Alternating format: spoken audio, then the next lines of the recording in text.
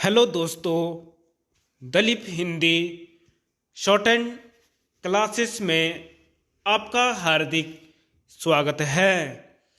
दोस्तों, आज की डिक्टेशन 110 शब्द प्रति मिनट की गति से बोली जाएगी। डिक्टेशन स्टार्ट करते हैं 5 सेकंड बाद।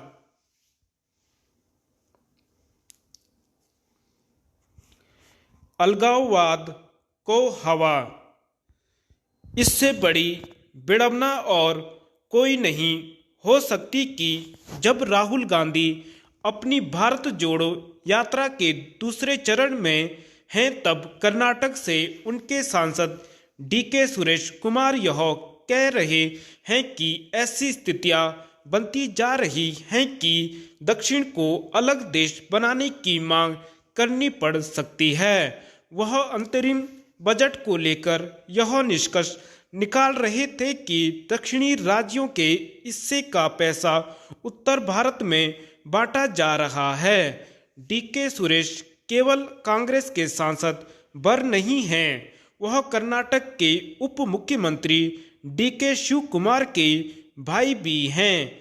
उन्हें तो और संभल कर बोलना चाहिए था, लेकिन उन्होंने अंतरिम बजट की आड़ में अलगाववाद को हवा देना आवश्यक समझा। इससे भी दयनीय यह रहा कि डीके शिव कुमार ने उनके इस विभाजनकारी बयान पर लिपापोती करने की कोशिश की। यह अच्छा हुआ कि संसद में डीके सुरेश के बयान को लेकर हंगामा होने पर कांग्रेस अध्यक्ष मल्लिकार्जुन खड़गे ने कहा कि यदि कोई देश तोड़ने की बात करेगा तो हम इसे सहन नहीं करेंगे, चाहे वह किसी भी पार्टी का हो। लेकिन उन्हें यह ध्यान रहे कि ऐसी बात करने वाले उनके अपने सांसद हैं। उन्हें इस पर भी गौर करना होगा कि आखिर कांग्रेस नेताओं की ओर से विभाजनकारी बयान देने का सिलसिला क्यों कायम है। कुछ समय पहले 5 राज्यों के विधानसभा चुनावों के बाद कांग्रेस के कुछ नेताओं ने उत्तर और दक्षिण के बीच विभाजन पैदा करने की कोशिश की थी। यह कोशिश इसलिए की गई थी क्योंकि कांग्रेस को तेलंगाना में जीत हासिल हुई थी और मध्य प्रदेश, राजस्थान एवं छत्तीसगढ़ के साथ मिजोरम में पराजय का सामना करना पड़ा था।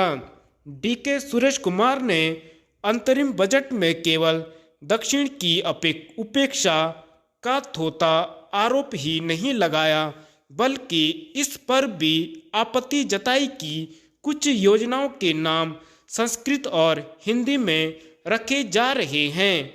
यह किसी से छिपा नहीं कि कर्नाटक और तमिलनाडु के नेताओं की ओर से किस तरह रह रहकर यह शिगुप्पा छेड़ा जाता है कि दक्षिण की भाषाओं पर हिंदी थोपी जा रही है। यह शिगुप्पा छोड़ने में तमिलनाडु के नेता कुछ ज़्यादा ही आगे हैं। अंतरिम बजट पर तमिलनाडु के मुख्यमंत्री M.K. स्टालिन की इस बेतुकी प्रतिक्रिया की भी अनदेखी नहीं की जानी चाहिए कि वित्त मंत्री ने उनके राज्य की योजनाबद्ध तरीके से उपेक्षा की है। क्या यह हास्यास्पद नहीं कि एक ओर तो यह कहा जा रहा कि अंतरिम बजट में कुछ है ही नहीं और दूसरी ओर राज्य विशेष की अनदेखी का आरोप भी उछाला जा रहा है। आखिर केंद्रीय अंतरिम बजट देश का होता है या फिर किसी राज्य या क्षेत्र विशेष का? यह समझना भी कठिन है कि डीके सुरेश और M.K. स्टालिन जैसे नेता इस शरारत भरे नतीजे पर कैसे पहुंच जाते हैं कि केंद्र सरकार की योजनाएं केवल राज्य विशेष तक ही सीमित हैं। अंतरिम बजट से उत्साह।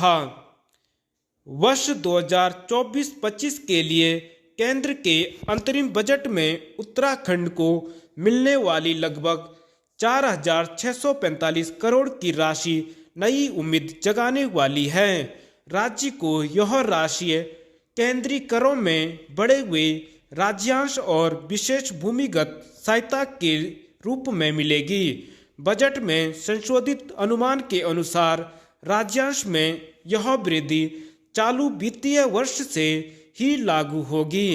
जाहिर है इससे विकास योजनाओं को भी गति मिलेगी, क्योंकि चालू वित्तीय वर्ष में राज्य के लिए पहले से ही लगभग 11,420 करोड़ रुपए का प्रावधान है और संशोधित अनुमान में यह राशि बढ़कर 12,348 करोड़ रुपए हो गई है। यानी अब मनरेगा, आयुष्मान भारत, नारी शक्ति, गरीब कल्याण, देश का कल्याण, अन्नदाता, पीएम गति शक्ति, पीएम आवास योजना, ग्रामीण और ऊर्जा रूफटॉप योजना व 300 यूनिट निःशुल्क बिजली, कृषि एवं खाद्य प्रसंस्करण, उड़ान, डेयरी विकास, प्रधानमंत्री मत्स्य संपदा योजना, सेमीकंडक्टर एवं डिस्प्ले विनिर्माण परितंत्र जैसी कल्याणकारी योजनाओं के लिए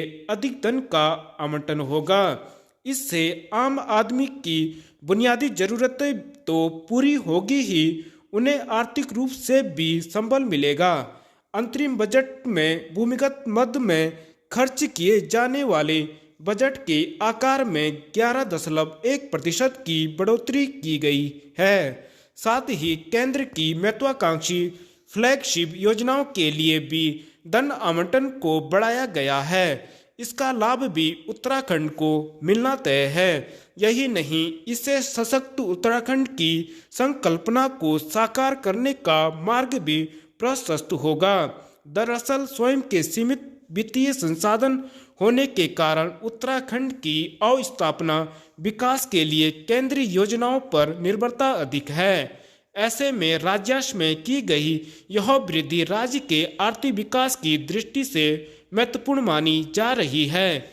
इसका सबसे बड़ा लाभ तो यह होगा कि भविष्य में विकास योजनाओं के लिए बजट का इंतजार नहीं करना पड़ेगा। धन्यवाद।